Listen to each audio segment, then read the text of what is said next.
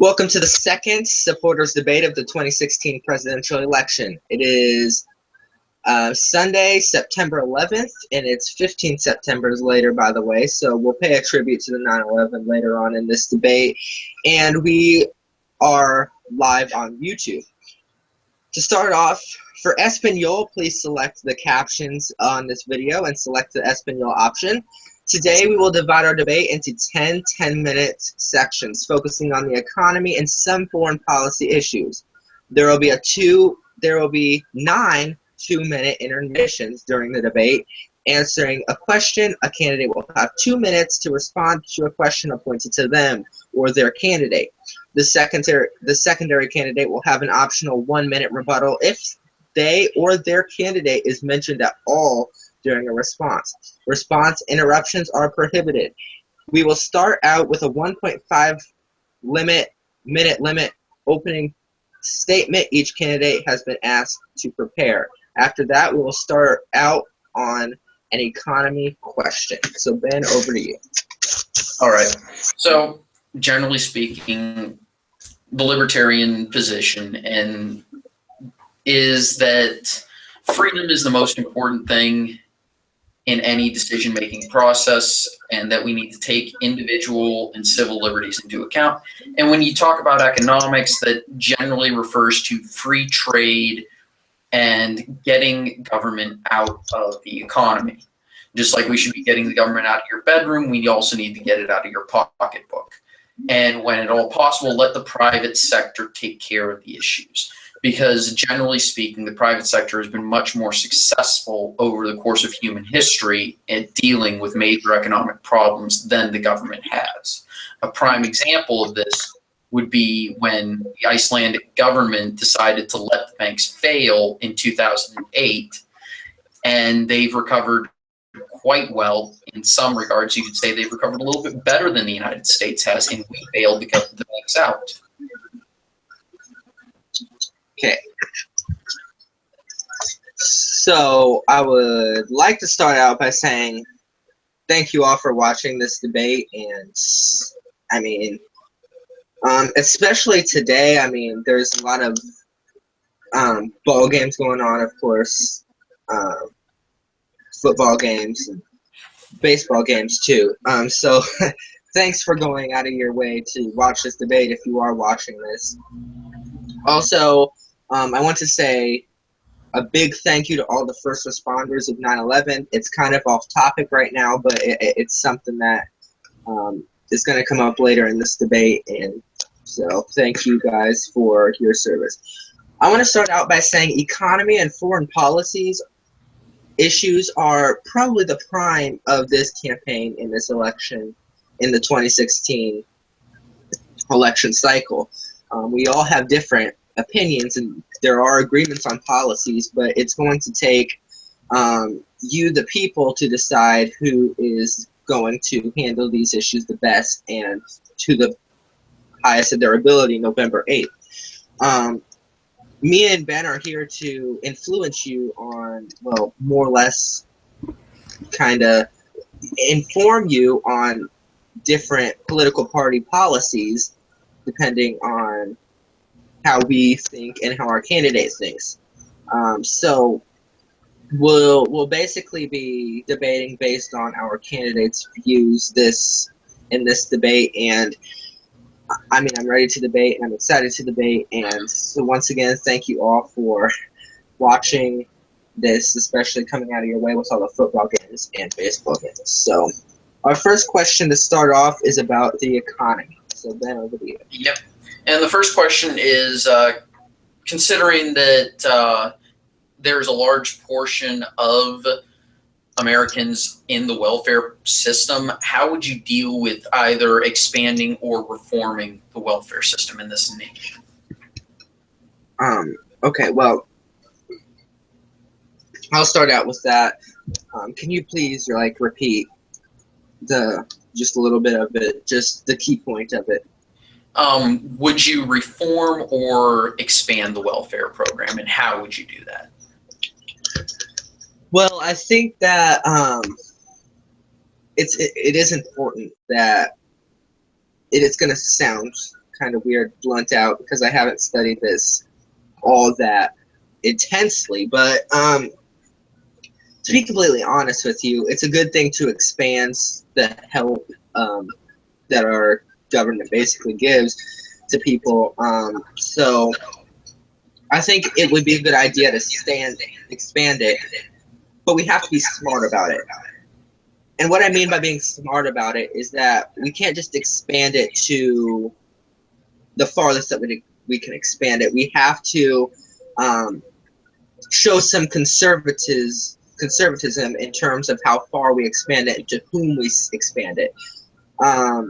Other issues that come up when this issue is asked is that should people on welfare be drug tested? And my opinion is no, they shouldn't be, because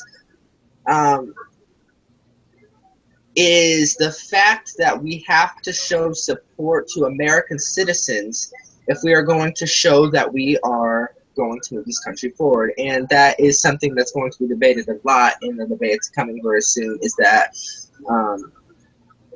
welfare is something that helps Americans. I mean, any candidate would want to help an American, but it's particularly important that I think we could expand it, and no, people should not be drug tested who are on the particular welfare system. So that's my answer.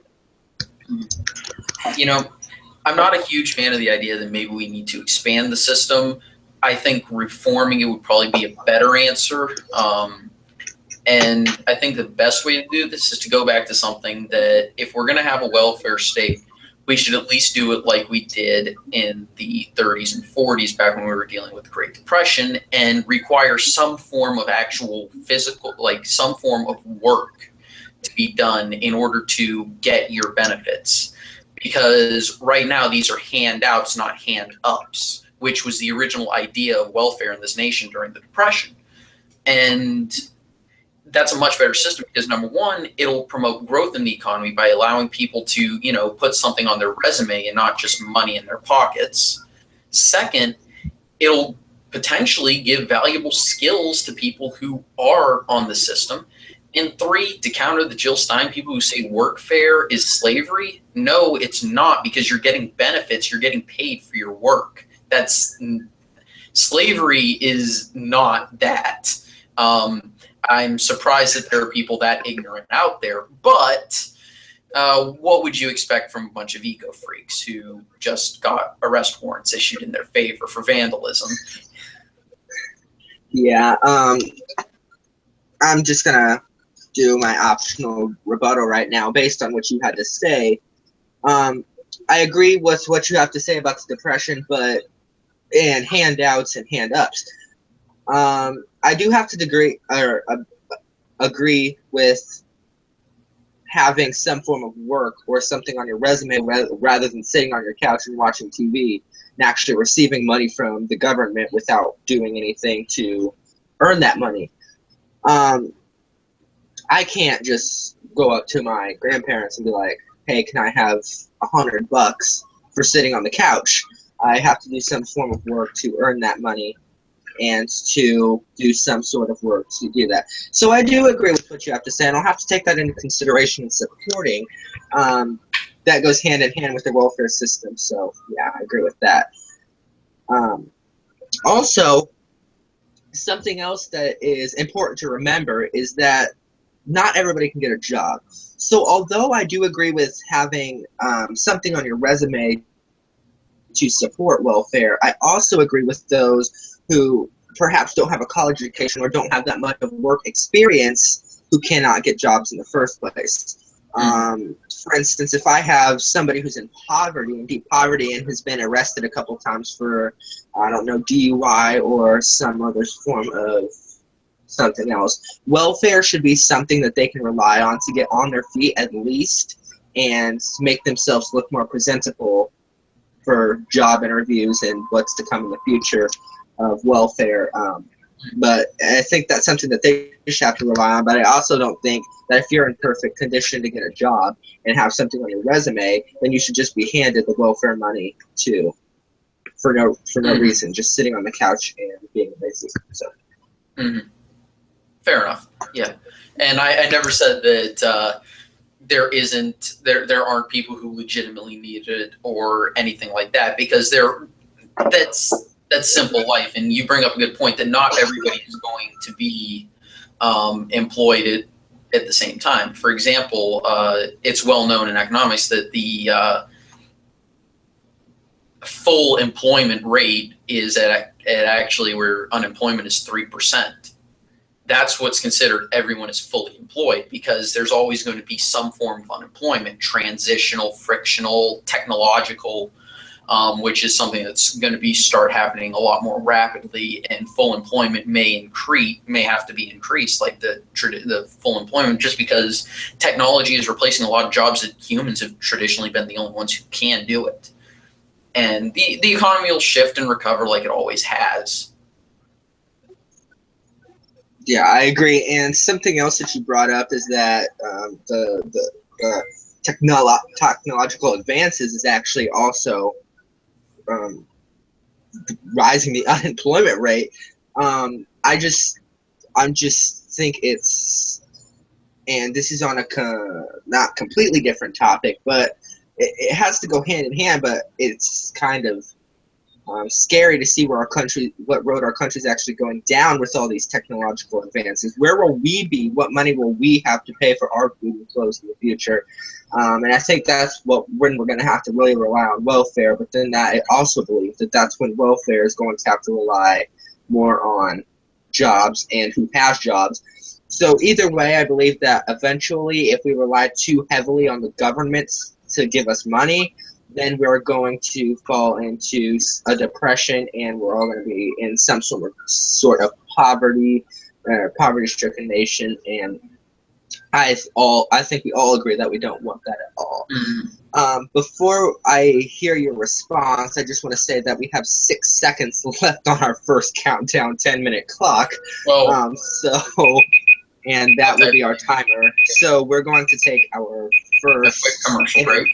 Yeah, our first quick intermission. So I have everything I need right here to move us out. So we'll be back in 2 minutes.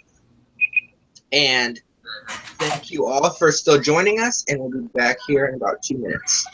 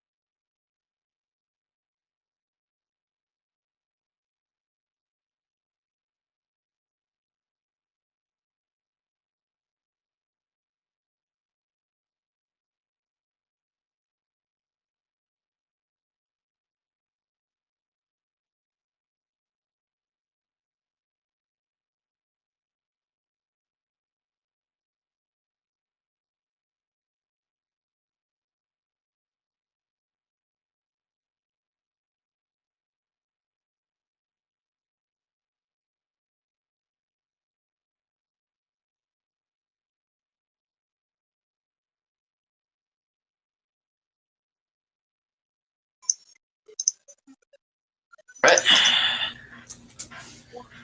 I'm back. Welcome back to our political supporters debate here tonight. And once again, thank you all for joining us. It's 9/11/2016, and our next topic will be on taxes. So, in other words, the economy. We have agreed to shorten our responses a bit so we can get into questions this 10 minutes. So, if you would like to get us started on the economy and answer the question. Yep. So the question is, considering there's always complaint about our tax system and whether or not it needs reform or not, what type of tax reform would you propose, or would you leave it similar to the same? And I'll go ahead and answer this one first. Honestly, the tax code just needs to be replaced. There are too many deductions. There are too many pages. There's too much to try anything that most people would suggest as reasonable tax reform. You just need to replace the entire system. And the way you would do that is you get rid of the income tax and you institute what is a bill that's actually called the fair tax. And for those of you who don't know what it is or have never heard of it, it's a national consumption tax, but to get rid of the fact that all sales taxes are regressive, you institute a prebate, or like credit on taxes up to or slightly above the poverty level of spending. That way, if you were spending at the poverty level, you're not going to be paying taxes. Anything above that, however, you will be paying the consumption tax. And the rate has varied between 14% and 30% on what that tax rate would be. Now, a lot of people are going to say that's incredibly high, but you also have to remember you're going to be keeping a lot more of your income when you're not paying 12 to 28% of it to the federal government. So you can actually afford the sales tax with the fact that at least up to the poverty level of spending, you're not going to be paying any tax to begin with. The system would replace it, and there would have to be some spending cuts to make it work, but it would work. And it would be much simpler. There would be no loopholes or deductions or anything like that. As for corporate and capital gains taxes, those can be simplified, and you can reduce those to about 15% with a system like this and still be fair. Okay. And then you would adjust it, of course, as time went along. Okay, I'm going to cut in because you've been speaking for 2 minutes now. So I'm going to go ahead and say what I have to say about my answer. So taxes are obviously something that we all know about. Obviously something that we've all dealt with in our lifetime. They break us. They break us. That's simple right there. How can we pay taxes and still be able to live life? It's seriously something that needs to be considered. How can the United States government say they care about how we live so much, but charge us so much to them? Something else is, in terms of the tax system, we have to take steps to, instead of using taxes and conserving it, how about we use taxes to actually help us for some point in our lifetime? I mean, we have half of our taxes don't even help us, don't even do anything to help us. A lot of people will argue that they help with our roads and stuff, but half the time the taxes that we pay go to the government so the government can pay off its debt. That's not what we're paying taxes for. We are paying taxes so you improve our community. That's called property tax. That isn't to improve communities, not to pay off your debt or pay off the education deficit. I mean, you have to look at the facts. The government is not working correctly with taxes. They're taking our money, almost everything some people have, and they're crushing it up and using it as basically their drug money. Just basically their drug money. If they don't get it, they're screwed. If they don't pay off their debt, they're screwed, and that's what we're for. But we're citizens who are living here and paying taxes so that our cities and our towns and our highways are fixed. And something else is, if the government wants to take a lot of taxes from the poor people, then why not take some taxes from the people that are at the top too? We also have to look at what they are not paying. We have to cut the tax on the middle class, and we have to raise the tax on the people who have not been paying taxes in the first place. So, as I wrap up my answer here, it's very important that the government uses our tax money for important things, and they're not doing that right now. It's very important that the government uses our money to benefit us and us only, to benefit our communities and our safety only. So I think taxes also need to be paid by people who aren't paying their taxes in the first place. You don't go put your money in offshore bank accounts so you look broke, because you're not broke in the first place. So taxes definitely need to be regulated in this nation, and it's definitely who is going to do it situation. Hilariously enough, the top 5% of income earners actually pay about 75% of the current taxes coming into the federal government. So it's actually kind of a fallacy that they don't pay their fair share. Proportionately, they actually pay about not 25. It's basically they pay something like 15 to 20% of. Or not 15, 20%, 15 to 20 times their fair share, if we're looking proportionally. That said, can they afford it? Yeah, that's pretty obvious that they can afford it, but it's kind of a fallacy to say they don't pay their fair share, because they more than pay their fair share if we're looking statistically. I want to bring in just a quick topic here that we can answer in 3 minutes that we have left on our second 10-minute section. And that is that what can the government do to regulate jobs? Unemployment in this nation, and it could get kind of lengthy, so if the timer goes off, I'll just kind of regulate the time just a bit, maybe 2 minutes. Yeah. Yeah. I'll go ahead and field this one. Regulating jobs is a bit ridiculous, to be quite honest with you. The fewer regulations, generally speaking, the better, because regulations kill small business. They don't do much for big businesses, but they kill small businesses, even the most minor ones. So sometimes you'll actually see a lot of the big corporations such as Walmart, Kmart, groups like them lobbying for more regulations, or saying, hey, wouldn't it be a good idea if all of us in this sector decided to, honor code here and do this practice, even though it's a bit more expensive or a bit more difficult and creates more paperwork, more red tape. And all this does is kill the small businesses, which are the vast majority of American businesses. And pretty soon, then you get the multinational monopolies that everybody keeps complaining about. And yet everybody says, well, we just need to regulate them more. Well, no, that's just going to make them more powerful. Yeah, I have to agree with you. I mean, I completely agree with you. Your response is great. And something that I have to say is that large corporations are businesses that need to be regulated. Those need to be regulated. They are taking from small businesses, and half the time, small businesses are what gives half the unemployment in the United States. I mean, looking realistically, the United States is not a country with a small unemployment rate. We have one of the largest unemployment rates in the world. And a lot of that has to do with large corporations taking away the alternative businesses that we have.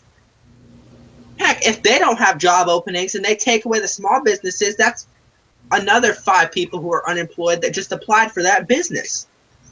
And it's realistically speaking ridiculous. It is ridiculous that the government would let big corporations take from some of our only chances of getting ahead and staying ahead. We have to give the small businesses a chance to get ahead and stay ahead. And that includes maybe even giving some sort of governmental funding to them to get ahead and stay ahead. Because if we have large corporations running our country, let me just leave us off this 9 seconds with this. If we have large corporations running our country, what in the hell is that going to do for our economy? Let me just leave that off there.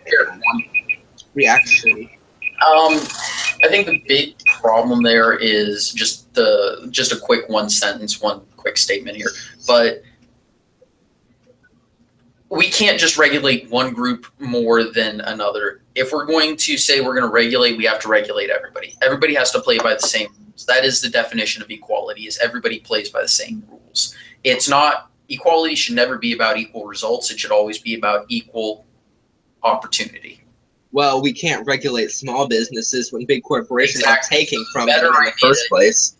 Yeah. So the better idea is, of course, to just say we're not going to regulate anyone. We're going to allow you to grow in your way, and beyond reasonable regulations dealing with perhaps the environment, depending on if that is actually the only option or if consumers are going to make that move themselves, which it looks like they are. Okay.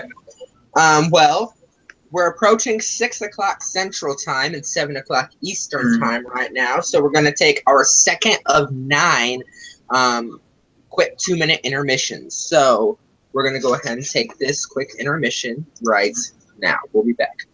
Yep. Actually, handle.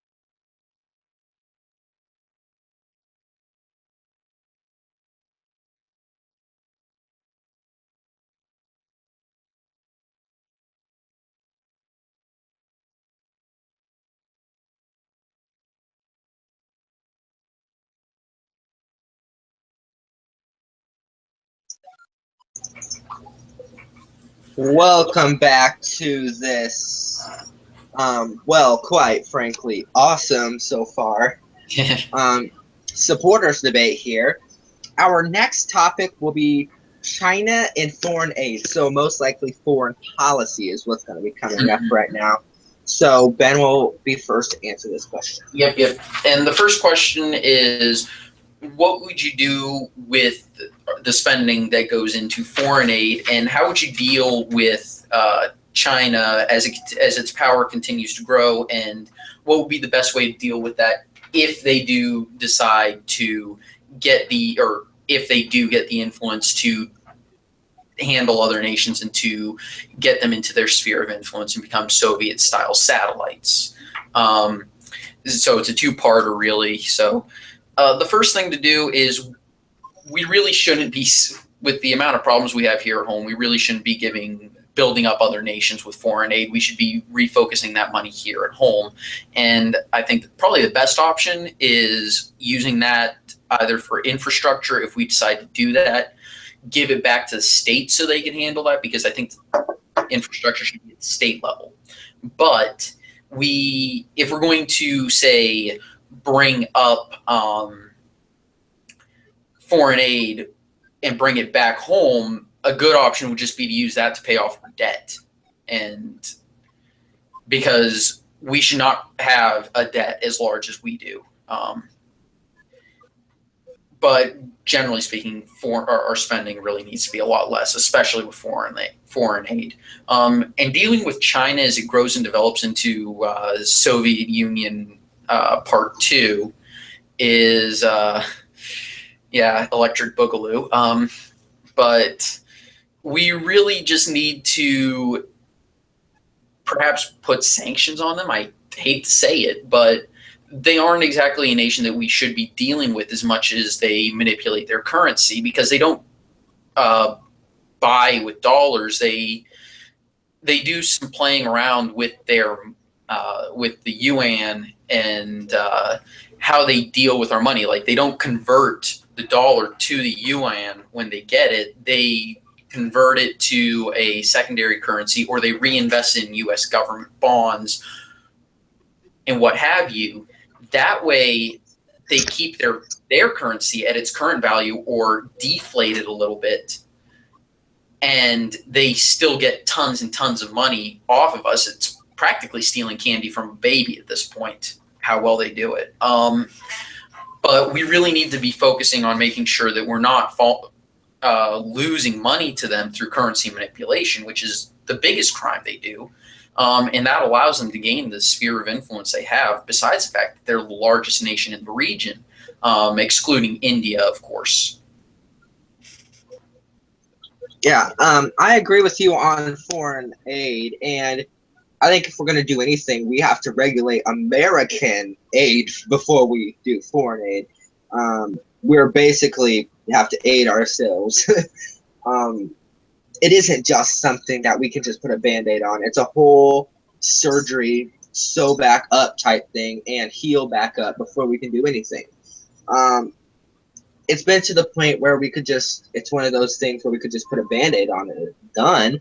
But we're to the point where, I hate to say it because I support him so much, but Barack Obama has gone too far with our foreign aid. And to be completely honest with you, we have to look directly at what we're doing when we're giving foreign aid, how much we're giving particularly, and taking that into consideration based on how much that we have to do in this country. Now, we can put together a plan that could help benefit off of us, but also help foreign policy in terms of trade. But we can't just send off all of our money to any sort of Chinese officials or any crap. Like, we have given so much to China that it's ridiculous. And the second part of this question alone is that China's growing. So why are we still giving them foreign aid? I think something with Syria is that they also have to clean up their warring act, their civil war, before we can give them any foreign aid. Oh yeah, like they're Britain needs to figure out this Brexit before we give them any kind of foreign aid crap. Position to ever give Britain foreign aid. Russia needs to get off their damn computers before we give them any foreign aid. So I think the world needs to clean up its act before anybody gives anybody foreign aid, for that matter. And the second part is China is growing, and China's growing. There's not much we can do about it now.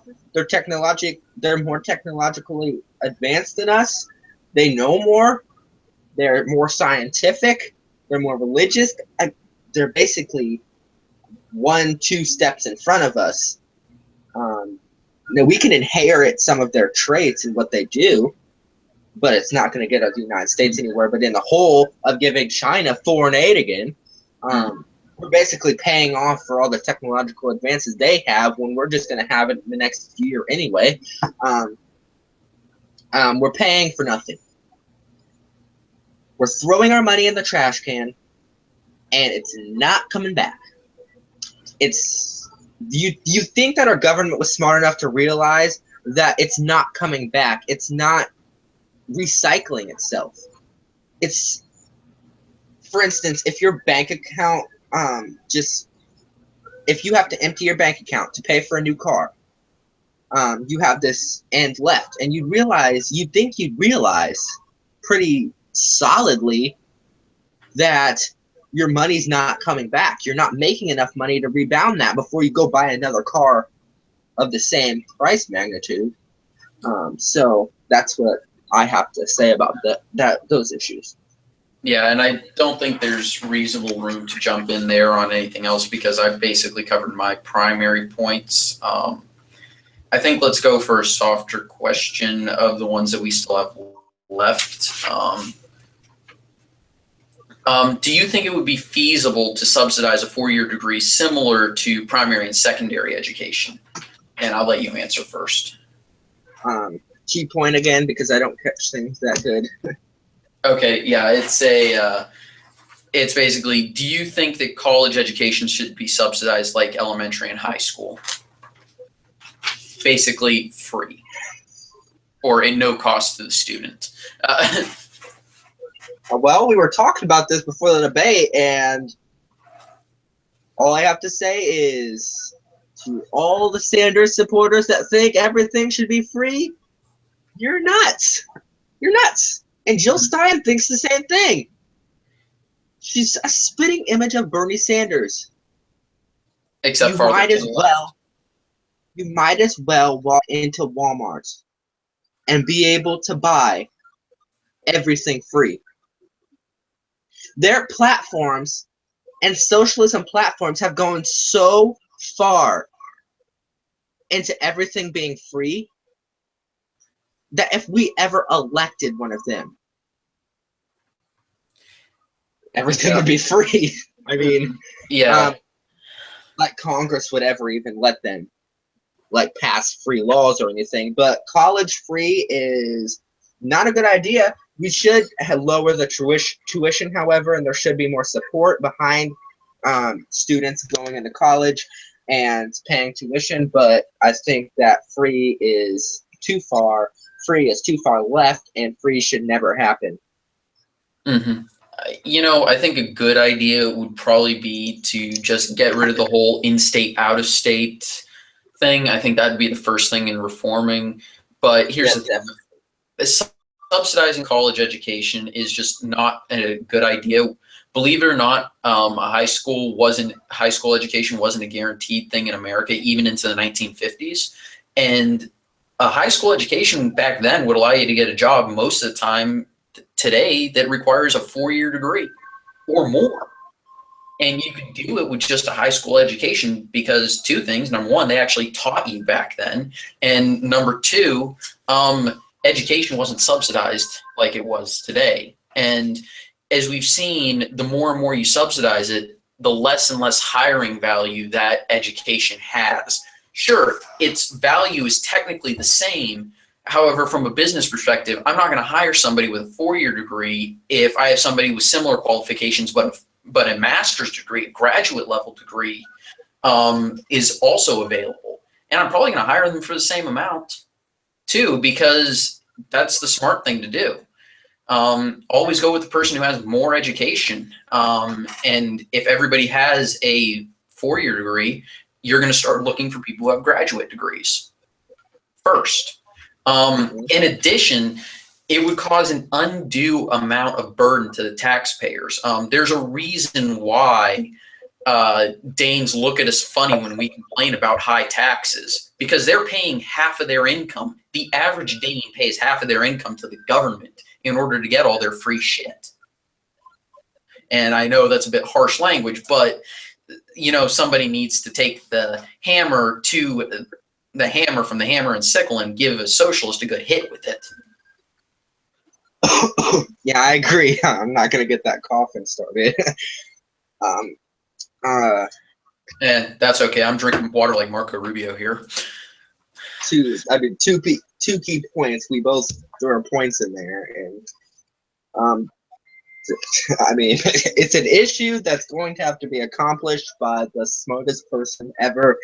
And to be quite honest, neither of the candidates in this presidential election are smart enough to control that. Mm-hmm. So you can hear our timer going. So we're going to go. We're gonna go ahead and do our third of night. Is it third of night intermission? Yeah. Okay. So we'll be back. Yep.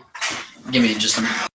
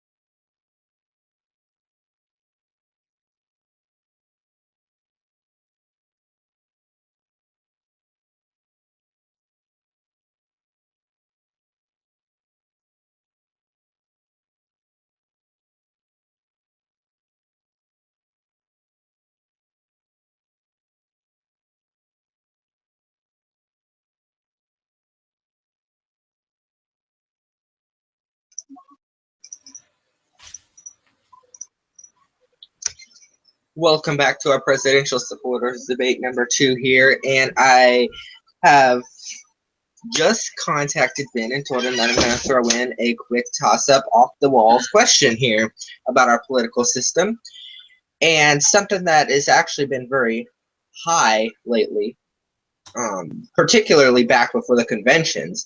But the question is,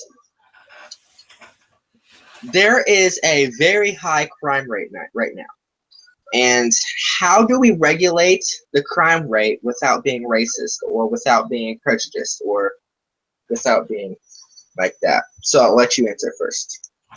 This is actually somewhat of a tough question, but I think believe it or not, the police union isn't exactly great with this. If you work in the government and people find out that you have problems, typically what happens is you don't get fired, you get transferred.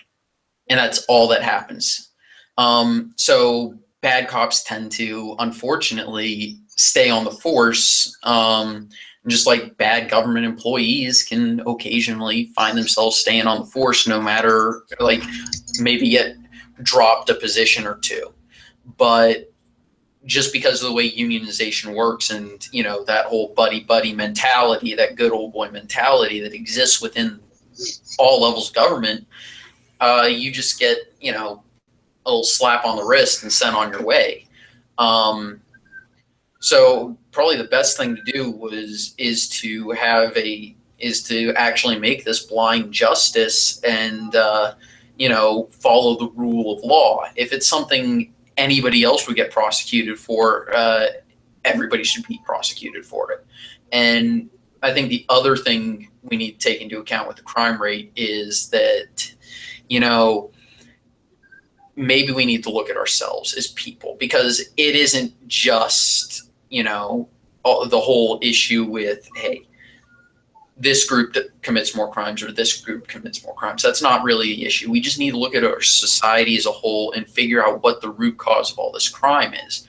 And I think the best way to do that is people have just lost a little bit of their moral center. And in a lot of communities, the nuclear family just doesn't exist anymore. And I think having that mentality and that ability to have a support group, like an actual family, would solve a lot of problems, because we didn't have these problems before the 50s. In no community was there a problem with exceedingly high crime, because you had a role model in your life every single day for the most part. Yeah, I agree with what you have to say, and I think that our crime rate definitely needs to be regulated. Overall, like, you don't just have a black person committing robbery all the time. You have white people that commit robbery. You have Asian, Hispanic people who commit robbery too. But we also have to look at our police, and this is going to bug a lot of people. But police do commit crimes. They do. Yeah, no, it's actually kind of funny. Police commit crimes at a higher rate than concealed carry permit holders. Yeah, and that needs to be controlled. That's ridiculous. That is truly ridiculous. But I think the key to doing this is throwing in a plan to both regulate the police officer and their actions, and also putting in place some kind of violation thing to where you are suspended from a certain amount of governmental support. I don't know if that would help, but we've got to do something to bribe people from not doing any more of the Jurassic crimes. Like, if you have a DUI, why would we throw you in prison for life? Or if you are caught with just a gram of marijuana, why are we going to throw you in prison for 90 years? But yeah, that's the other thing, is we need to stop prosecuting victimless crimes like drug use, stuff like that. I mean, sure, there are perhaps some drugs that we need to shift money from prosecution into treatment, like, all the harder drugs, but we need to stop treating it as a criminal issue and focus on it as a health issue. And also just legalize marijuana just outright. Colorado and Washington State have done very well with this policy, and so has the District of Columbia. I agree. And something else is that instead of prosecuting people with drugs, how about we send them to treatment facilities? You think that sounds more fair than sending them to prison for life? I mean, sending them to the rapist capital of the world for life, where we could send them to a 3 to 5 year treatment facility, and if that doesn't work, then our last resort would be sending them to prison. But they had their chance there. But I feel like we could do so much more by sending them to treatment facilities for 3 to 5 years or so than throwing them into prison for life. for crimes that could be fixed if they just simply try to go through rehab. It's just as simple as that. And that's a Democratic view, I'll tell you that. But a lot of other parties would agree with that too. And that's my opinion, and that's the statement. I think most people are starting to shift towards that idea that we need to stop looking at it as a criminal issue and as a health issue, and instead as a health issue. The next one is finance. It's what was it? Oh, Social Security, Medicare, Medicaid. Considering that a lot of people, especially in the millennial generation, are really concerned that Social Security, Medicare, and Medicaid are not going to exist by the time they're eligible for their benefits. What would you do to either assuage their fears or to reform the system to ensure that that happens? I'll answer that first.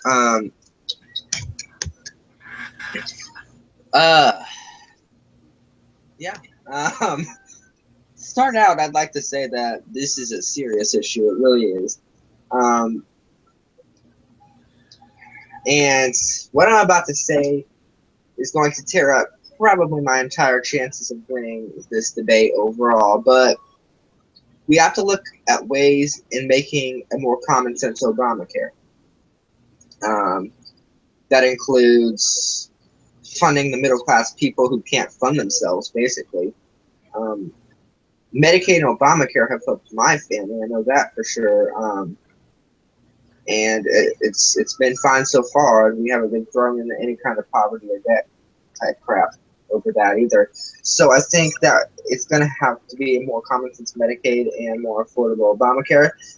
Also, in terms of health care, the Affordable Care Act is also something that could be smart in terms of helping middle class families.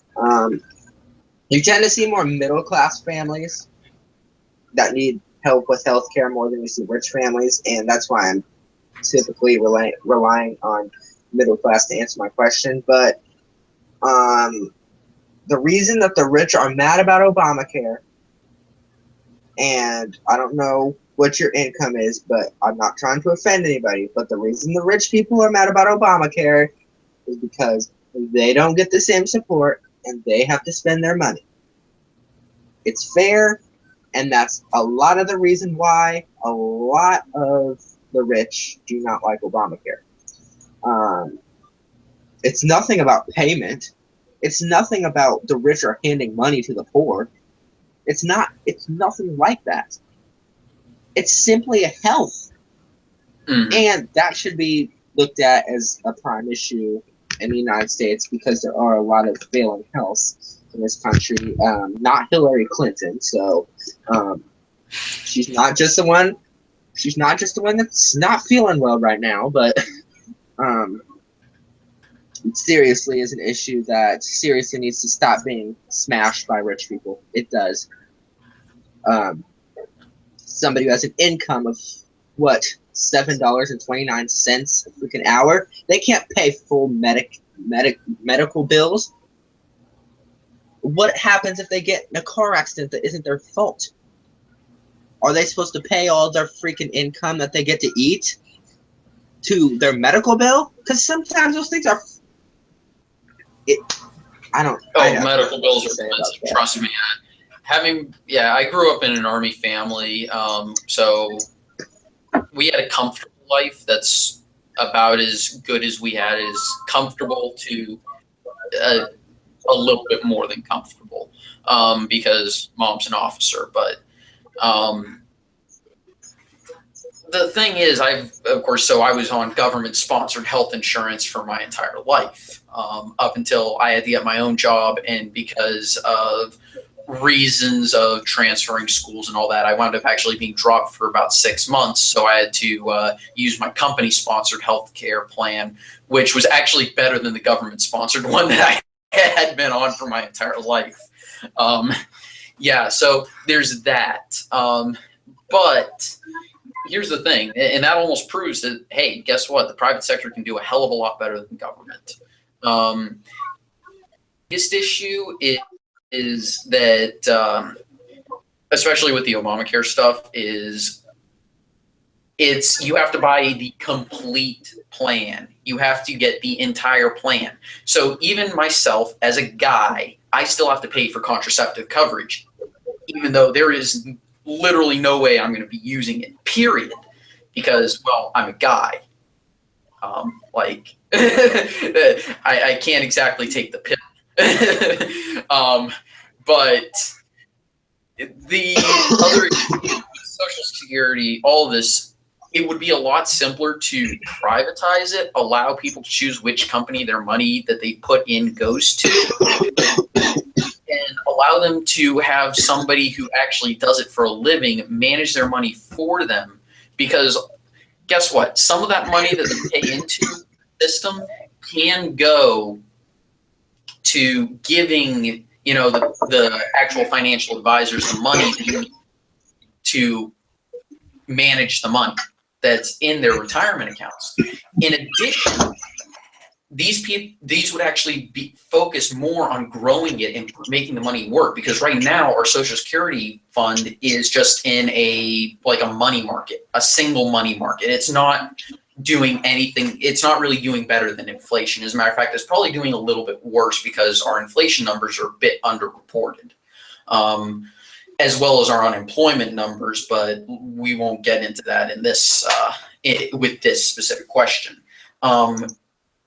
The other problem with having the government manage this is it's a Ponzi scheme. Social Security really is a Ponzi scheme, because you have one generation paying for the one that just got done, and then the generation after them pays for theirs. So as long as your growth rate is above the natural rate of replacement, you're fine. But as soon as it starts getting close to the natural rate of replacement, which it is in America, you're going to start having problems at that point. I have to say something about your Social Security type thing. I just have to ask this question. Are you saying that Social Security is basically not even good? Like, I mean, the idea was good when it was implemented back in the 30s as part of FDR's New Deal. But it was never meant to last until now. It was meant to ensure that the people who lost their pensions back in the Depression were covered. However, it helps people. No one got rid of it after the Depression, which it should have been, which was part of the intent. It was not going to last after the Depression. The goal was never to last as long as it has. We are basically in a depression. Social Security helps anybody that can help, and it's got to be expanded. We have to expand Social Security for the reason that some people just don't have anything. I have to strongly disagree with your statement on Social Security. It was implemented back in the 30s, but it still helps today. My grandparents get Social Security checks every month, and it helps them drastically. So does my grandma. They don't get. I mean, yeah, they don't get. It's not a lot of money. It really is. It isn't a lot of money, but it's certainly something that gets them through the month.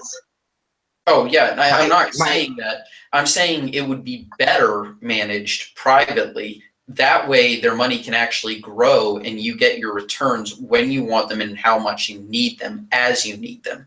Not a stipend that is at a set rate that I'm not even sure if it's adjusted for inflation. Now, I agree with that. I agree with that statement. Like I said, if it's actually growing and working better than the inflation rate, which our Social Security fund isn't, because it's all just lumped into one growth plan that, like I said, I'm not even sure if it beats inflation anymore. So like I said, if you actually hired people to manage the money correctly, it would be a good system.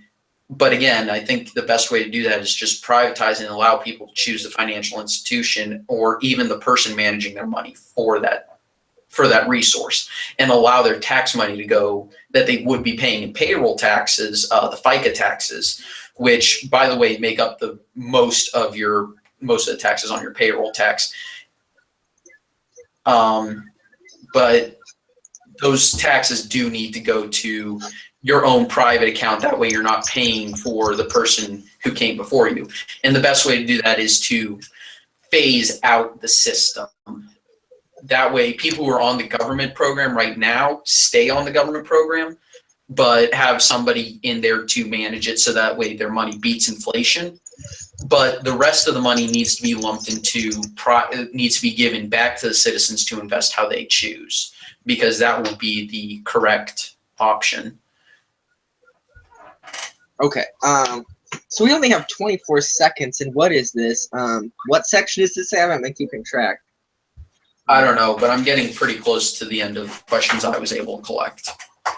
Well, I think that this debate was set to be going on for a total of until like about 30. Yeah, I do believe that it goes on for 30 more minutes. So you just heard the timer there, and we're gonna go on to our. This is probably the 7th of 9th. 2 minutes. Yeah, I think perhaps we can do the final 4 questions I have in one last segment without any breaks. Yeah, probably just the whole 30 minutes thing to do. But yeah, anyway, yeah, we'll take a quick break and then we'll be back. Okay, yep.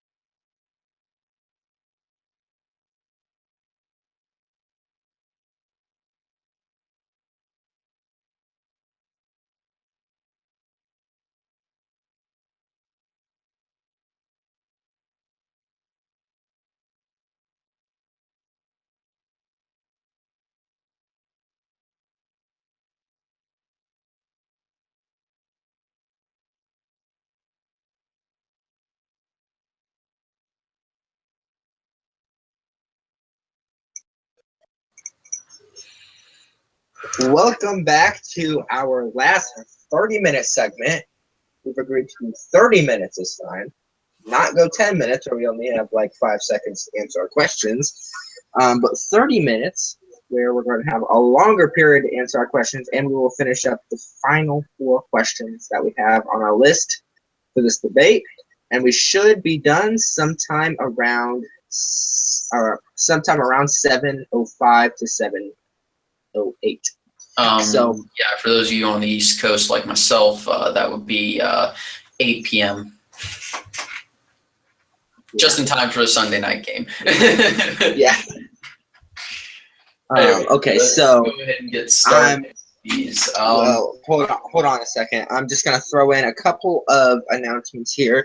First off, me and Ben have been doing a poll lately, and what that is that we are polling for the presidential polling, our new presidential polling network, and hopefully we'll be able to get some of those polls out in the national averages across the country to kind of get the state of the race a bit more clear to some Americans. And if necessary, I'll comb through every single response individually to ensure that our demographic information is correct, because I can do that, thankfully, with this with the software we're using. And the other thing is, I think one of the things I want to do is do specific battleground state polls as well, as a national one. Another thing I want to say is we're going to start our debating here in just a second. But another thing I want to say is that I was unable to get to the winner of this debate poll into the description. So after this debate, it will be posted in the comments below, so everybody can watch the debate and then go down and click after that. So those of you who are watching live, which we have 15 live viewers right now, will actually be able to, at the end of it, get it in the comments below and actually watch it all the way through without seeing an issue that they like and agree with someone. So then they could just go down there and do it in the first place. So to start out our next 30-minute portion of this debate, go ahead. I'm going to start with because we're just coming back from break, I'm going to start with one of the simpler ones. Considering that, especially during the Democratic primaries, campaign finance was an issue that was pushed largely by Sanders and his supporters. Would you go about campaign finance reform, and if so, how? I'll start with that one. Campaign finance reform. I don't have a clear answer on this one, and here's why. Something that I know is that I don't see why super PACs affect people. I don't see why using donations affects people. They're donations. They're clear donations. It doesn't matter. You're getting money for your campaign. That should always be recognized as something good. So, wow. Well, there's these socialist Democrats and other conservatives that don't like the super PAC type stuff. Well, it's just a donation. So I believe that based on campaign finance reform, it's run your campaign how you run your campaign, and if it makes an effect, it makes an effect. Don't let any other candidate look at you in the face and tell you you're on whatever your party is, undemocratic or unrepublican, because you're using a certain thing. If those people are nice enough to give you their money for your campaign and to run the campaign, you should gladly accept it in everything. And you should not be just, it's donations, it's running your campaign, and that's simple. So, well, a lot of people have problems with the way campaigns are financed because corporations can donate, and I believe the corporation donation is a little bit higher than the individual citizen one. So, and not only that, but they can use their company to actually advertise in addition to that.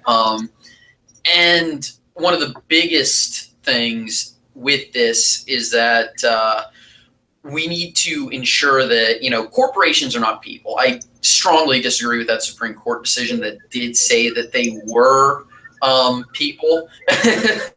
And one of the other huge factors about them being called people meant that, they can donate to political campaigns. I think we need to end that, but at the same time, we also need to increase the campaign, the maximum contribution that individuals can donate, because it is technically a limit of their free speech in some regards. But we also can't have it be unlimited, or else we're going to have, your Warren Buffett's donating $30 million to a campaign or something obscene like that. I mean, sure, does it work? But yeah. Would it be good in principle? Yes. But we also can't necessarily always vote and act on what our principle is, because it's not always the pragmatic approach. A pragmatic approach would be making sure that, people who can't afford to donate $10 million to a campaign still have their voices heard. And that would probably be the simplest explanation I could give for how I would go about campaign finance reform. But you can go into a lot more details, for example, ending Citizens United, stuff like that.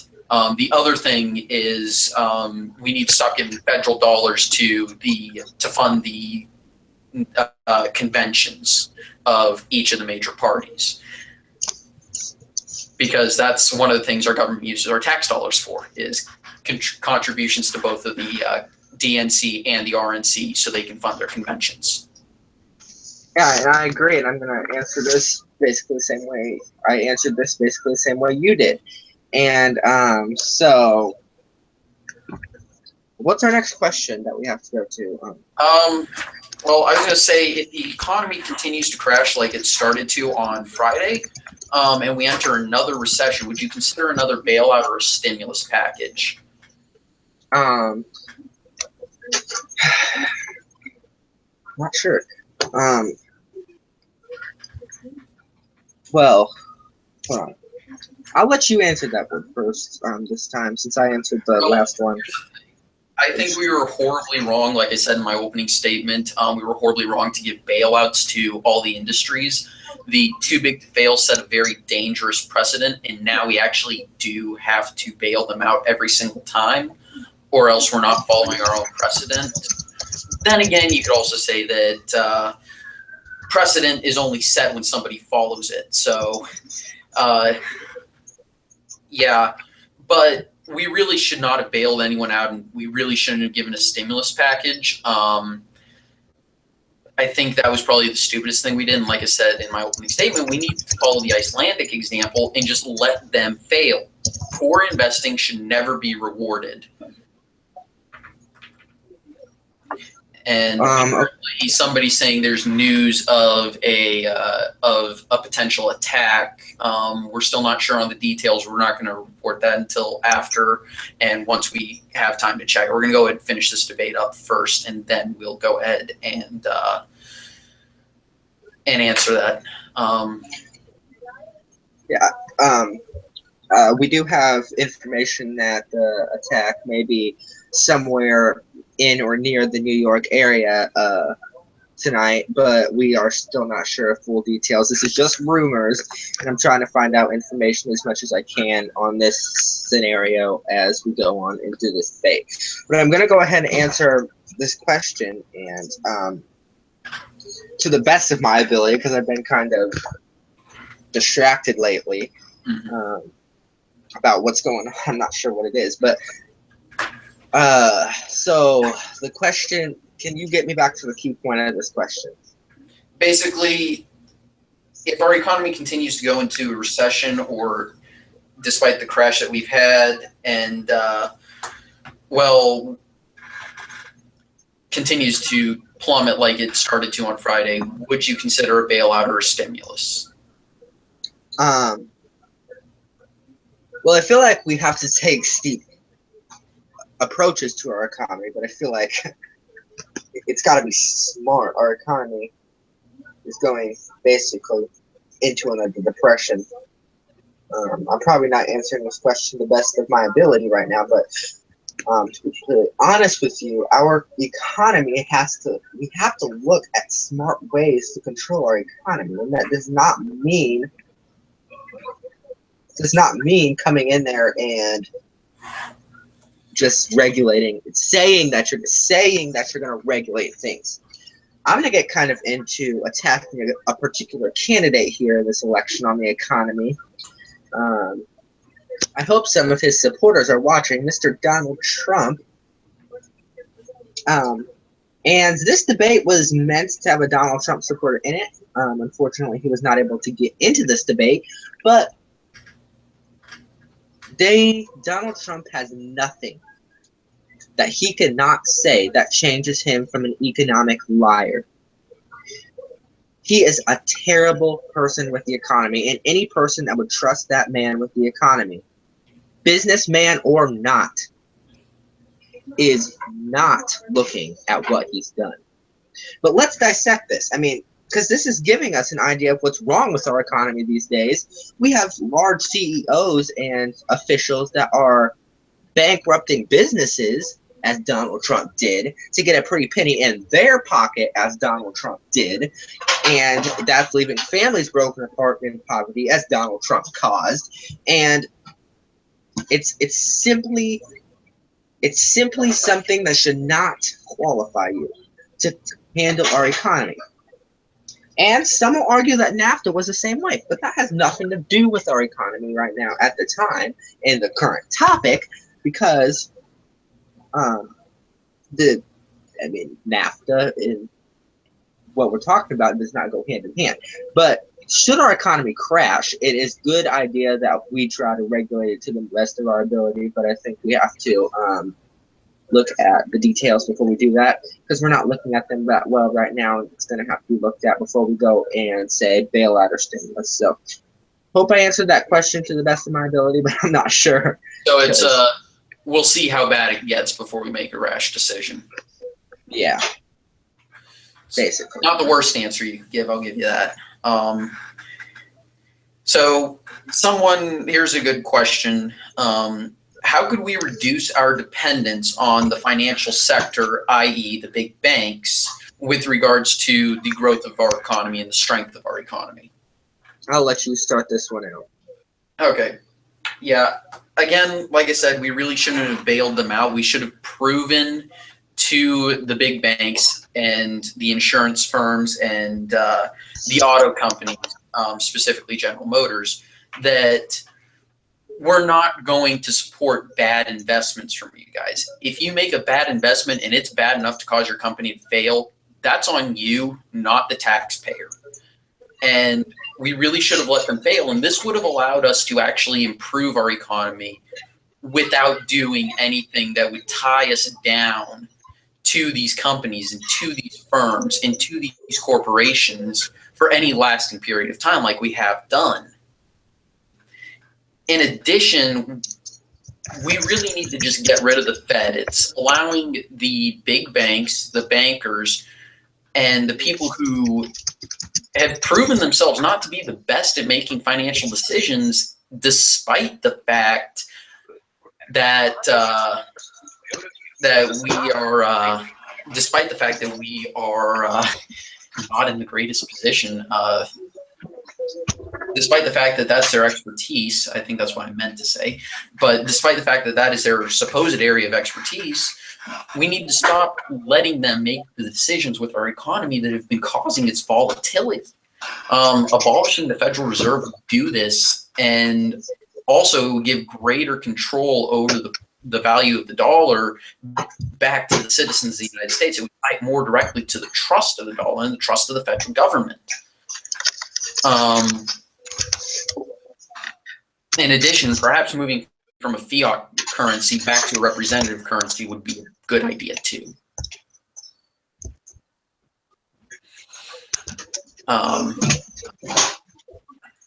And obviously, we need to ensure that we are, making sure that people pay for their when I say people pay for their bad investments, people take responsibility for their poor investments. As well as, hey, if you make a good investment, you should be allowed to reap the rewards of that. So it's both saying we're not going to bail you out, but also saying we're not going to interfere if you're making good decisions. Yeah, I agree. And we are going to go ahead and bail out on at least one of the questions here, as we are continuing to get a little bit more information on a rumored ISIS attack that may be coming or has already come to the United States at this time. There's reportedly also been rumors and threats of an attack in Paris at this time, also in Russia and China as well. So we're continuing to look at this very closely, and if you can find any information on this, but these were rumors. Go ahead and pull up this on something that I can actually read at a reasonable. I'm not sure if any news sources have it out yet, but I do have some information rumored on the internet that this has occurred or may be happening. It may be that the media is trying to calm the citizens that this may not happen or may not be that serious, but the media has not released anything intellectual that can actually help us out here and giving you information. It sucks that we have to talk about this on 9/11, but this is rumored, and it is a serious, also something that could affect us shortly or has already affected us. So the basic rumor that I received by email on email was that there were threats of a either car bomb attack or semi-nuclear attack near the city of Chicago or in the city of Chicago, or I mean, not Chicago, New York. There are also rumored attacks in France, Paris, France, and Russia and China. So whether or not this is actually going to happen or occur is still rumored. No information from media. We're not getting any information from anywhere else. I received this from an email, but I thought it would be a good idea to bring this up on the debate because I'm looking at stuff right now to see if there's anything. I'm still not seeing anything. Yeah. Well, it looks like that this could just be a rumored attack. Whether or not this is actually going to happen is still unknown, but it is 9/11. Yeah, anything is possible. Yeah. And yeah, like you said, anything is possible, and it's going to be very interesting to see if anything actually happens. Yeah, for sure. Media has not released anything yet, so I don't imagine that it's anything extremely serious. Yeah, I mean, I'm still checking to see if there's anything, and yeah. I hate to cut our debate so short, but this is something Breaking that news. has to be said. If it's serious, yeah, I agree. Wait. Especially this serious, and we knew that ISIS has been threatening attacks on 9/11 for a while, so this is a rumor that we don't just think that it's just a rumor. We have to take it seriously. Until media releases information, we cannot tell any serious information, but we can tell that the rumored information. So, okay. Do you see anything yet? I'm looking.